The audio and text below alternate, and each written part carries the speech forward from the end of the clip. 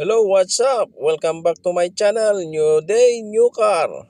Today's video, magtatanggal tayo ng handle ng Lexus 2025 AS300H. So yun, pinapakita ko sa inyo yung sasakyan na ating tatanggalin at saka yung handle na ating tatanggalin at saka yung mirror. So full body protection ang ating gagawin ngayon. Ito yung project natin. So yan yung harapan. Yan. So papakita ko sa inyo kung paano ko tanggalin yung handle ng Lexus. So yan yung loob. So una, tatanggalin natin yung cover dyan sa may opener nya yan. So pinakita sa inyo, sikwatin nyo lang yan. May isang tornilyo dyan sa loob.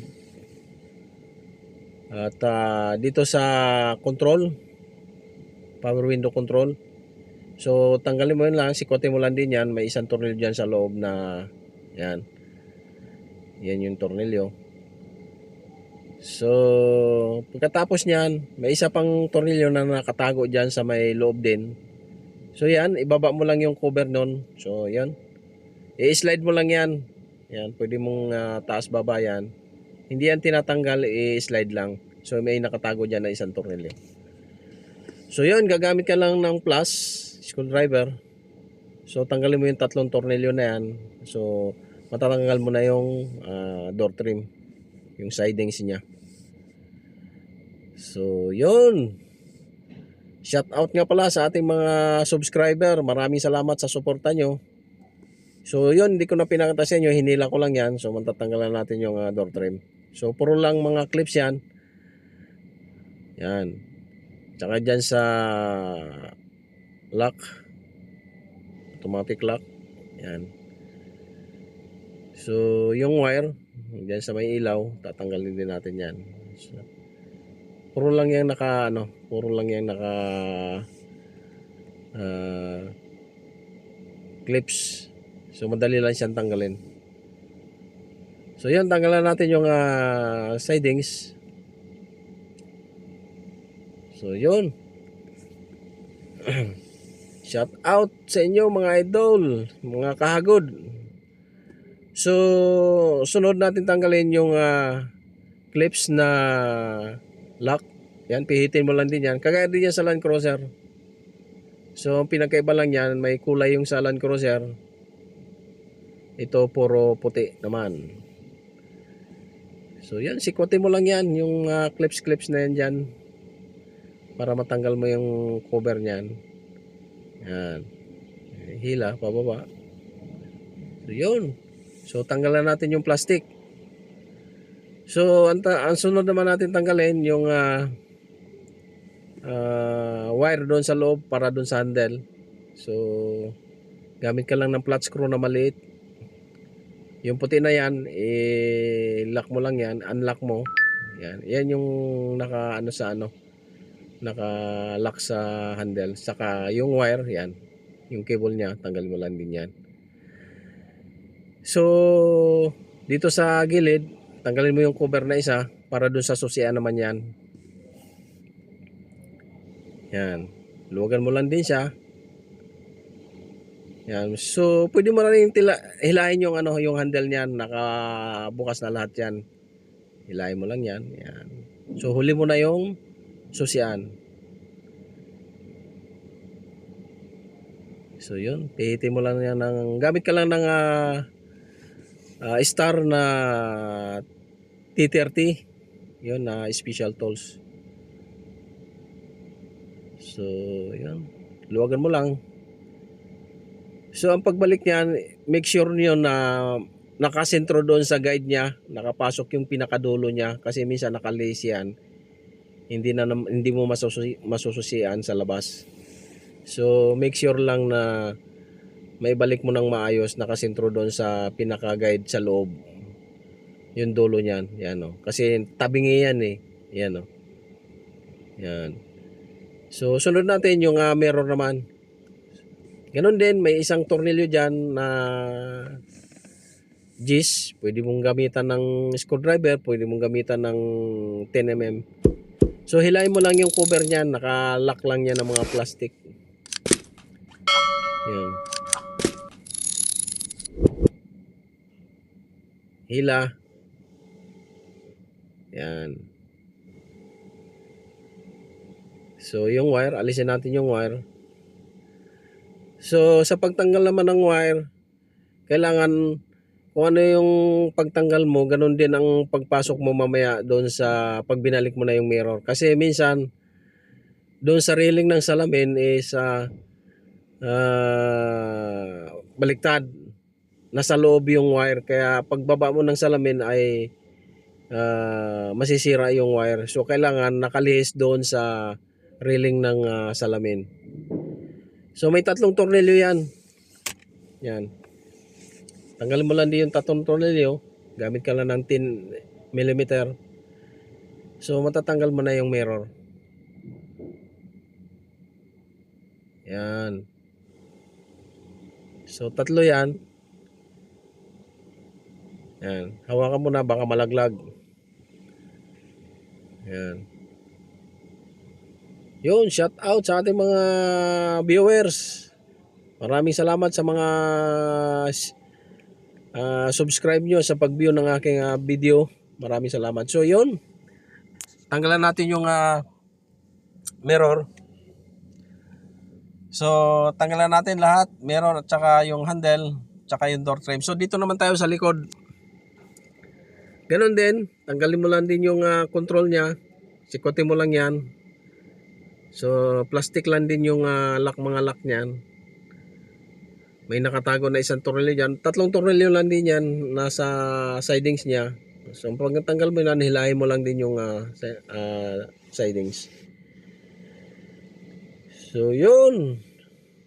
Kung ano yung pagtanggal mo doon sa harapan, ganun din yan sa likuran. Ang pinagkaiba lang, may tatanggalin ka pa dyan ng 3 tornilyo para doon sa mechanism, doon sa may doorknob. Yun. Tatanggalin mo yon kasi may nakatago dyan na 1 tornilyo para doon sa handle, sa ilalim ng handle na plastic. So yun, sikotin natin yan yung cover nya. So may nakatago dyan na 1 tornilyo. So yun, buksan na natin. So ingat lang doon sa leather na pag sisikwat hindi masugatan. So tanggal natin 1 tornilyo dyan. So yan nga pala is 2025 Lexus na AS 300H. Yun. So full body protection. Kulay black yan. So yun. Baba mo lang din yan, yung cover nyan. Slide. May nakatago na 1 tornilyo. Yan. So, screwdriver. Yun, shout out sa ating mga subscriber dyan sa Pinas. Saan man kayong sulok ng mundo, shout out sa inyo mga idol.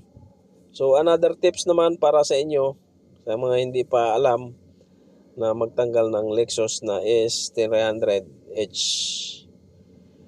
So, yun. Hilahin mo lang yan. Yan. So, may isang lock dyan na plastic. Minsan sumasama yung rubber niyan, pero pwede mo rin ibalik yan. Yan. So, yun.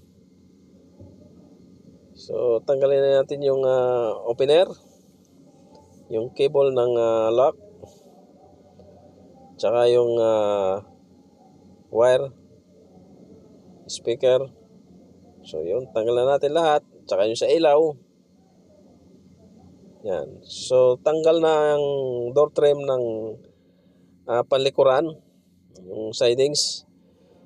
So, may tatanggalin tayo dyan na 3. Yung sinasabi ko kanina para matanggal mo yung sa handle niya mamaya. Yan.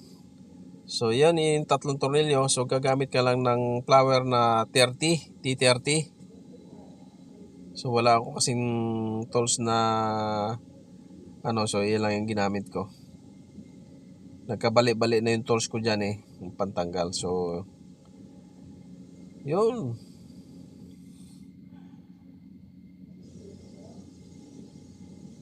Yan, 3 tornilyo yan.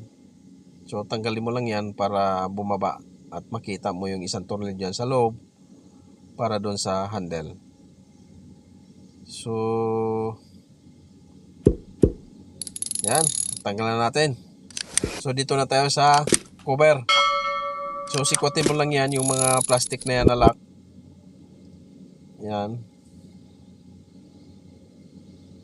Yan.